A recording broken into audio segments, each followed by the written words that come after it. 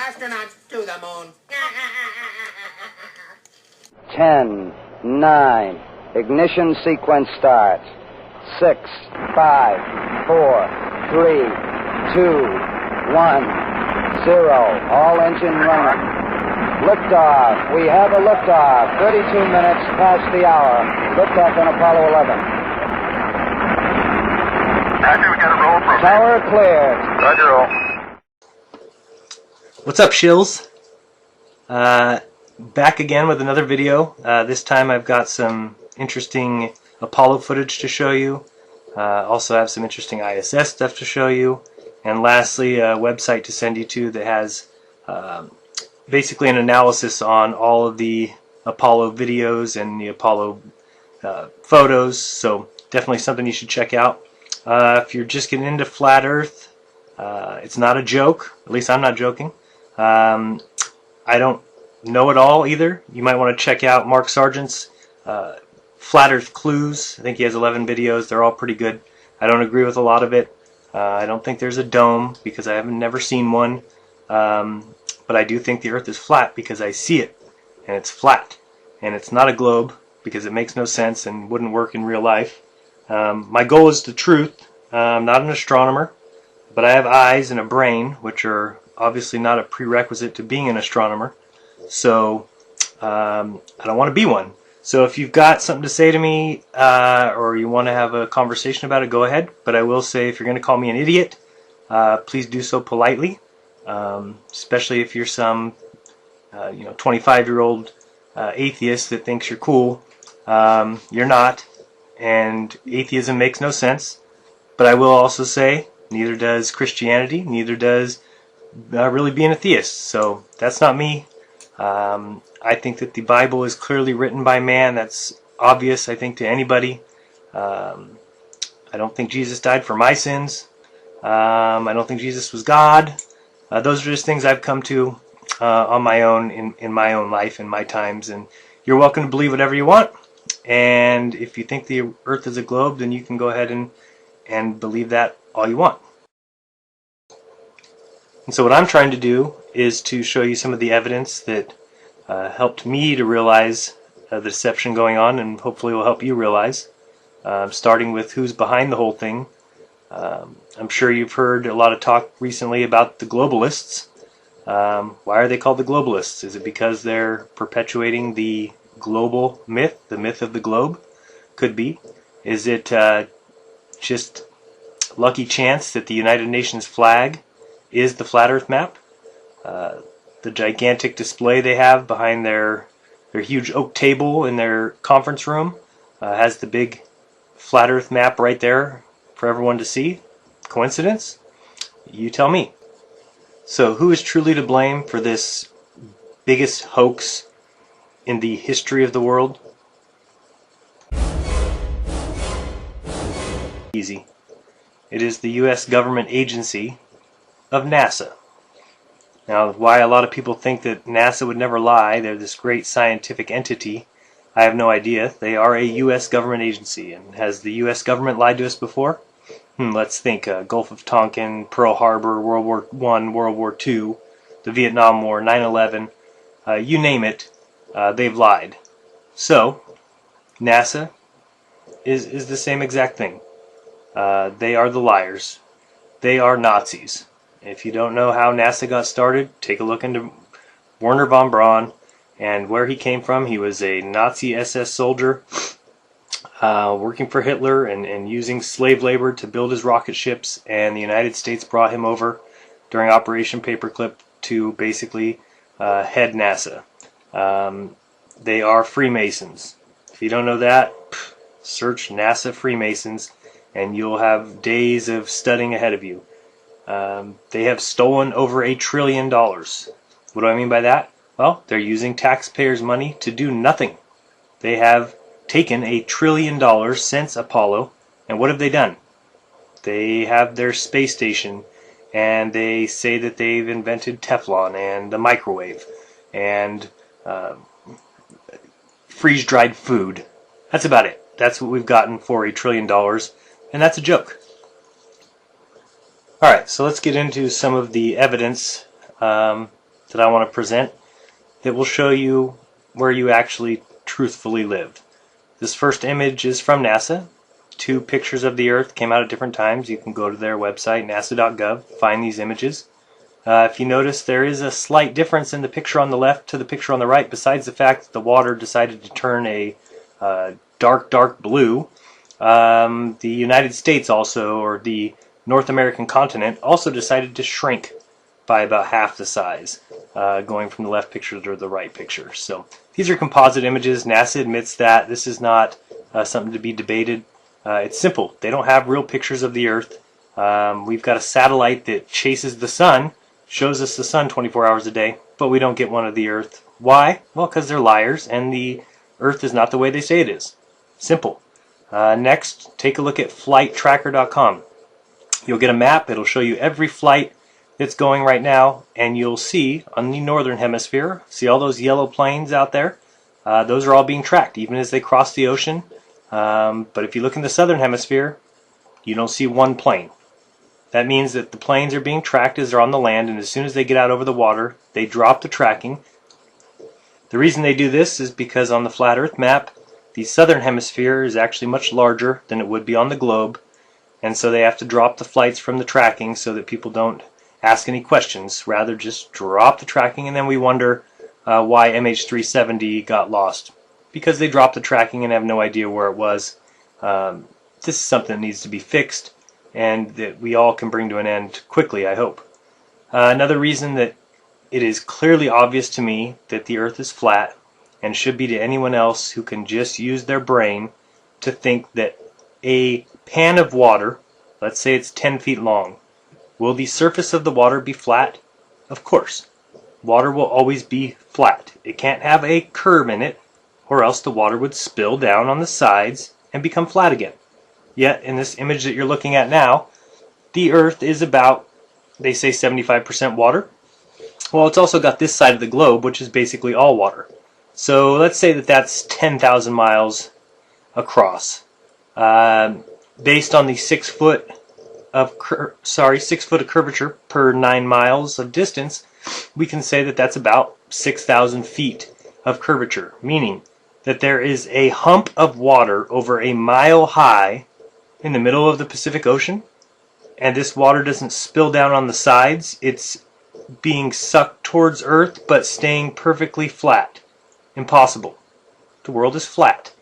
It's not a globe. Everybody makes fun of the flat earthers saying, oh, where do we fall off? How about you would fall off of a globe? If the Earth is flat, you don't fall off. If you're on a globe, you fall off. What are you talking about with a boat that's going? So do some boats go uphill and some boats go downhill? Or what? No, well, of course you were all explained as kids that, well, the globe works this way, and if you ask somebody, is somebody upside down? If I'm in North America and somebody's in Australia, are they upside down? Well, try to ask somebody that question. There is no answer to that, because they'll tell you no, well, they are not upside down, because to them it's their right side up, but to me they're upside down. So it's basically a bunch of crap, and it makes no sense, and you all believe it, and I used to believe it too, not because I actually ever thought about it, but simply because we were taught that as kids, and as kids we grow up thinking what? That whatever we're being taught is true, and am I the only one that realized as I got older that what they taught wasn't true? Am I the only one that realized that what they taught might have been for a certain agenda? I doubt it. When you start to realize that and start to rewind it and take a look at the things that they tell you and the reasons why they might have, it starts to make a little bit more sense, and we're not on a globe. So where do we live? Well, I'm glad you asked. You can take a look at this new standard map of the world. I put a link for it. It's a very gigantic file, 4,000 by 5,000 or something like that. I put a link down in the description, so get yourself a copy, check it out. It's got miles on it, it's got distances, and this is the map that was given in 1892 as the true map of the world for a practical sense and scientific sense. Alright, for some more proof, this little diagram here shows a NASA rocket taking off, and as we were all taught in school, and as we all know, The shortest distance between 2 points is a line, but does NASA go straight up to get to space? Absolutely not. They do a rollover technique where the space shuttle rolls on its back or the rocket rolls on its back and it goes off to the right, and it doesn't even go up anymore. It starts going parallel with the Earth, probably just to get out of your field of view. However, somebody can try and tell me, why do we need to do this? I've never heard a satisfactory answer yet. Next, you see this image. This is taken from the space station, which is, let's say it's 150 miles high. Do you see the horizon in the background? It is completely flat, meaning that the horizon stays flat whether you're 10 feet, 50 feet, 35,000 feet, 127,000 feet, and faking your Red Bull jump like your Felix Baumgartner, or whether you're in the International Space Station. You'll see here the image that I realized when I used to watch the path that the ISS takes and always kind of thought it was interesting. You'll see the white line there on the top, that it goes up through North America, down through Africa, around underneath Australia. Now let's look what happens if we change that to a flat Earth map. And you'll see there on the bottom, it is simply a circle. And that makes a little bit more sense than the wavy pattern that they claim they're taking. So next we have this vine that says the moon is setting behind the clouds. If you watch the Earth, which you can see at the bottom of the screen there, if the moon setting was from the Earth spinning, would you see that much moon movement from the tiny bit of Earth movement we see? You can see the Earth barely moves at all, and there goes the moon all the way down. Or does that look like the moon is rotating the Earth? You tell me. Next we will get into a kind of funny subject. This was a tweet, and it says, and the Oscar for spacewalk design and choreography goes to @Stingray and Buddy Bryan, unsung heroes of our team. So that's strange. Next we'll be looking at Sam Cristoforetti. She's an Italian astronaut. You'll see here in her images on the space station, her hair is always acting as it would on Earth. In this image, she's laying down on her head. This next image, same thing. It's laying down, doesn't look like anything crazy is going on. But if you watch any of her videos, whenever she gets ready to go on some sort of interview, or she's speaking to some school kids so they can indoctrinate more lies into these kids, you'll see that her hair all of a sudden is sticking up all crazy so that she can talk about her hair and make jokes about her hair and how crazy it is in space, and she can spin the microphone and make everything look really cool. You'll also notice in this next tweet that this shows another astronaut cutting her hair in space, and you can see they're doing it with no cares in the world. Guess it doesn't matter to them that they're flying in a $150 billion machine that we paid for, that is 150 miles high, and their lives are all in grave danger if one of these little fragments of hair were to get into an electrical box and cause a shortage or something, but they don't care. They just are cutting hair and not worrying about it. If you don't know how much 150 billion is, because it's hard to understand what that number even means, I drew a little graph here. You'll see that first tiny little green square is $100,000, which is a ton of money. So 10 of those is $1 million. You see it's still very tiny. The next level is 10 of those, so that's 10 million. Now we're talking, big bucks. Most people, 95% of people, will never make $10 million in their lifetime. Then you see after that we've got 100 million, which is the 10 times the 10 million. Then we added 50 more million, and that equals 150 million, which sounds like a ton of money. Well, guess what? You've got to multiply that by 1,000 to get to 150 billion. That's how much they spent on the Space Center that just goes around and does tests on growing vegetables in space and making movies of them flipping the microphone and looking like jackasses.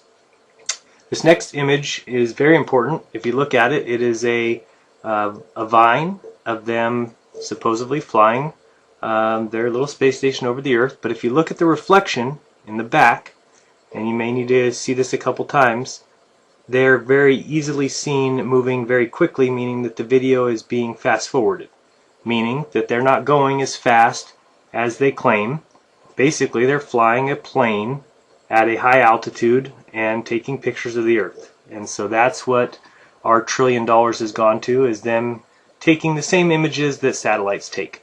Basically, a plane could take those images, and they tell you they're going 17,000 miles per hour, which sounds outrageous. You might believe it based on their videos until you see something like that that shows you that they're taking the video and simply pressing fast forward. And so to us, it does look like they're moving quite quickly across the Earth's surface. In reality, they're just lying, kind of the moral of the story, and you should start seeing an ongoing trend here. On this next image, I simply wanted to show you how high they are and what the horizon looks like. So take a screenshot of this and finish out that circle and watch how large the Earth would be. It'll be larger than the room you're sitting in. On this image, just wanted to point out the GoPro cameras that they're using, the fisheye lens. You can see how even the solar panels on the ISS are curved, denoted there by the red lines. This image here is a Twitter photo. If you tell me, if anybody can help me out with this one, isn't the sun rising in the background there from behind the Earth? So how is the front of that piece so bright? What is lighting that up? Hopefully somebody's got an answer for that. So now we'll get into the fun stuff. Apollo, everybody's favorite. If you think that we landed on the moon, you're wrong. And it's so clear, and the fact that you're fighting it is sad. For evidence number one, my favorite video of all the Apollo videos, prepare yourselves for NASA's big science right here as we blast off from the moon. Now watch it. Yeah. That's real. Go, go, go. That is the biggest joke there is, being passed off as real footage. What, we had a panning camera on the moon showing that. Insane. Next is something really interesting. This is Apollo 11 onboard film. You're going to see it here in a second. It's going to go by very fast, and then I'll slow it down for you. Watch here. You'll see out the window something move real quickly, and you probably missed it, and it's going to be slowed down here in a second. And let's watch it again, and you can get this image. It's at nasa.gov. So I'm going to slow it down again. Watch right out there. Do you see something strange there? Certainly looks like a person is out in space messing with that antenna, didn't it? So check that out. Maybe rewind it and watch it again. Also put this on here. I think this is something a lot of people don't know. Or as soon as they picked up the Apollo 11 astronauts from the water and brought them back to the ship, where they were put into their quarantine. This is a video of the helicopter being lowered down underneath the ship, and here comes our three heroes / liars, and they are definitely with their gas masks. They're very toxic. But wait, who's that guy in the orange? What is he doing? Where's his gas mask? No gloves. He's not going to go in there, is he? Oh, that seems a little bit strange. They were so toxic, in fact, that this guy in the green shirt here is spraying some sort of, who knows what. He's got a red canister and spraying a liquid disinfectant. So they were so toxic that now this entire staircase needs to be squirted down with this agent. And not only the staircase, but in a second here you'll see him go as far as to spray down the entire walkway that they just took towards the quarantine, where they stayed for 3 weeks. So now you don't need to take my word for it. Go ahead and look it up yourself. They were picked up out of the water, put inside the helicopter. We just saw the helicopter arrive in the boat. They came out in their gas masks, went straight into quarantine, where they stayed for 3 weeks. So from the time that they hit the ocean water after being dropped, or coming back into orbit, or back into the Earth's atmosphere, whatever you want to believe, They did not go anywhere else, so we're told. However, if you look at the screen now, this is a very peculiar image. It is actually a customs form signed by all three of the astronauts. See here, July 24th, 1969, arrival at Honolulu, Hawaii. So at first you're thinking, well, they were 200 miles off the shore of Honolulu. Weird that it says that. Notice it shows that they had to declare items that they brought back from the moon. You're thinking this could be a joke, but look, it says here, for official use only, Honolulu Airport, Honolulu, Hawaii, entered by Ernest, I don't remember his name, Marai. You can look it up. It's actually been proven that that is a legit article. Now, you'll have to do some research on that and decide for yourself. Did these gentlemen fly into Honolulu Airport, or were they coming back from space and dropped into the water? And if it is a joke, why would all three of them sign it with the date, and when did they sign it?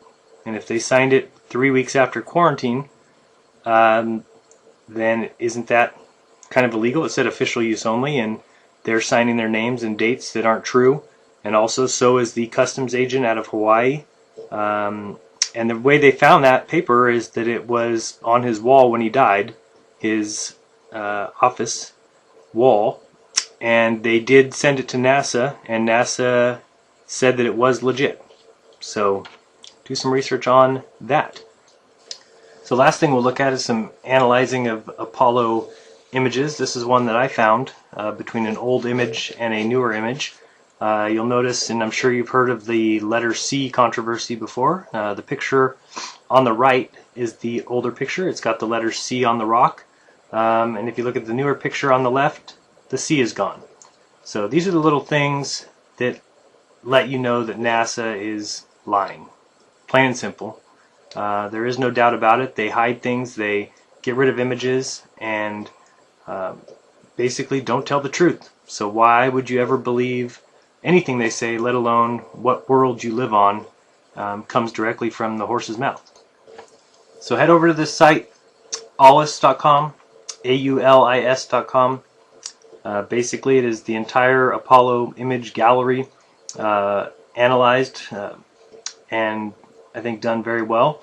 So check it out. I'm going to leave you with about 10 or 15 images so you can get an idea of what the site is like. And remember, as Aristotle said, a seeker of truth must doubt everything. And that's where it begins, and people are waking up and realizing that, as my grandpa used to say, NASA is as full of shit as a Christmas goose. See you later, guys.